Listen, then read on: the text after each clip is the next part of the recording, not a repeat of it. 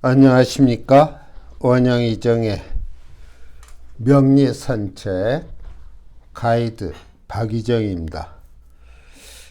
지난 시간에 육친의 성격에서 비견을 말씀드렸습니다. 근데 그 비견에 대해서 좀 주마간산격인 그런 설명을 드린 것 같아서 죄송하게 생각합니다. 앞으로 그러한 육친에 대해서 더해질 내용들이 많이 있습니다. 하나하나 나중에 더해가는 덧셈 공부를 하겠습니다. 오늘 이 시간에는 겁재에 대한 말씀을 좀 드리겠습니다. 이 비견과 짝을 이루는 육친인데요. 비견과 마찬가지로 대표적으로 지칭하는 것이 형제 자매 아닙니까? 그런데 형제 자매에서도 비견이라고 하면 형제끼리 또는 자매끼리를 지칭하는데, 이 겁재라고 하는 것은 오빠와 누이 동생 또는 누나와 남동생, 음양을 달리하는 것이죠. 그래서 겁재는 오히려 비견과 달리 음양을 달리하는데요. 나중에 보면은 재성이나 관성이나 인수 이런 쪽에서는 오히려 음양에 구분이 되어 있는 쪽이 보다 긍정적이고 성격 또한 온순한 면을 지닙니다. 그런데 이 비견과 겁재에 있어서는 겁재가 비견보다 훨씬 사납습니다. 다시 말하면은 부정적인 그러한 요인이 강하다는 것이죠. 말씀드리고 나서 시간이 되면 제 여동생에 대한 말씀도 드리겠습니다. 이 겁재의 본래의 명칭은 비겁입니다. 비견, 비겁. 그런데 이것을 겁재라고 불러요. 겁재라고 부른다는 얘기는 재물을 겁탈한다, 강제로 빼앗는다, 그런 의미를 가지고 있어요. 그러니까 이 겁재라고 하는 것은 비겁이라고 하는 본래의 명칭에 대한 별명과도 같습니다. 그러니까 겁재를 이해하기가 쉽습니다.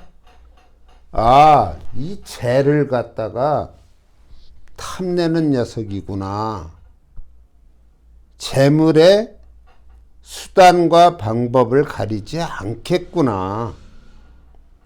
그런 특성들을 가지고 있습니다. 그래서 겁재라는 말을 우리가 쓰고 있어요.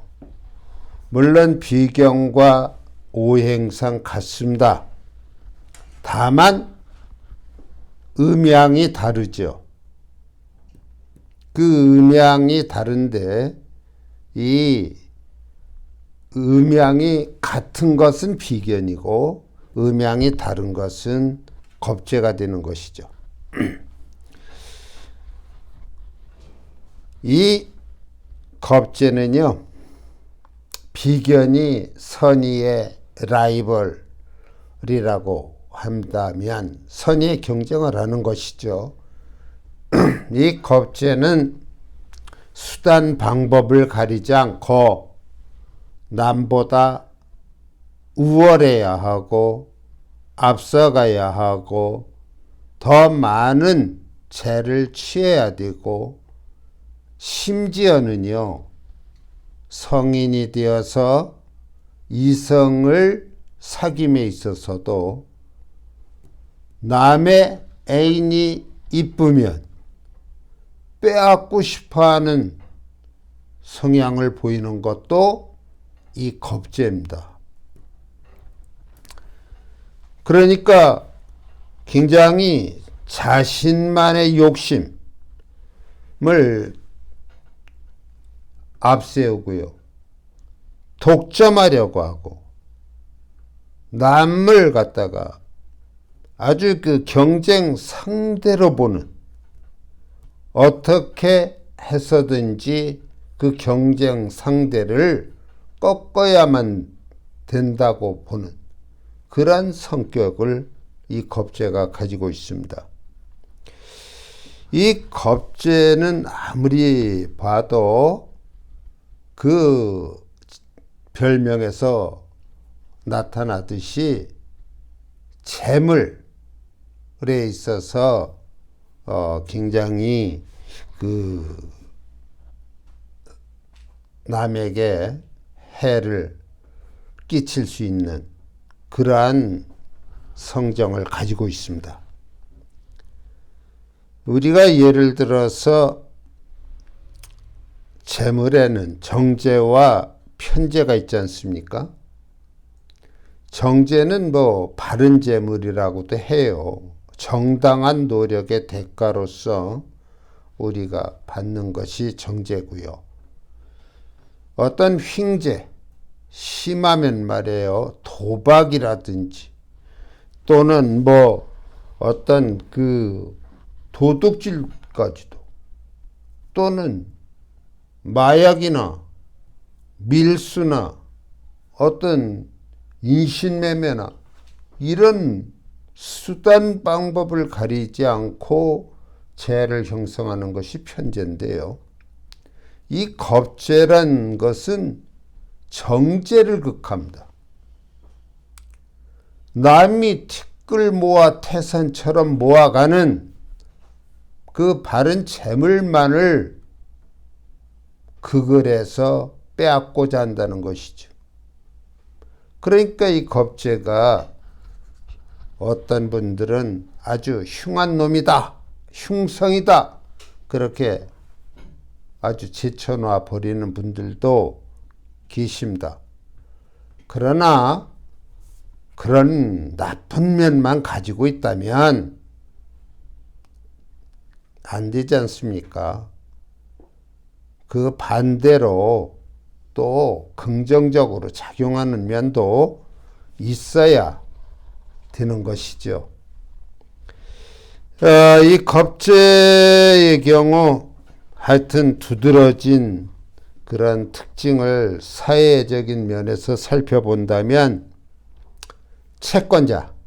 채권자도 좀 악랄한 채권자, 또는 사기, 협박, 또는 불화, 배신, 투쟁, 폭력, 차압,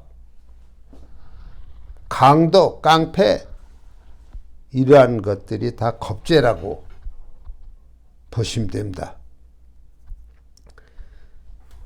또한 재물뿐만이 아니고 남자에게는 이 재가, 정제나 편제가 이성입니다.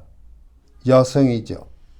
정제가 본처고 편제를 애인이라고 합니다. 그런데 남의 정제까지 넘보는 그러한 성향도 가지고 있기 때문에 이 겁재는 조심해야 됩니다. 이 겁재가요, 성질을 부릴 때, 그 부정적인 성향을 강하게 드러낼 때 우리는 양인이라는 말로 바꿔 쓰기도 합니다. 아주 난폭하고 사납죠. 그것은 나중에 별도로 양인에 대한 설명을 드릴 건데요. 하여튼 그 양인이 이 겁재라는 것입니다.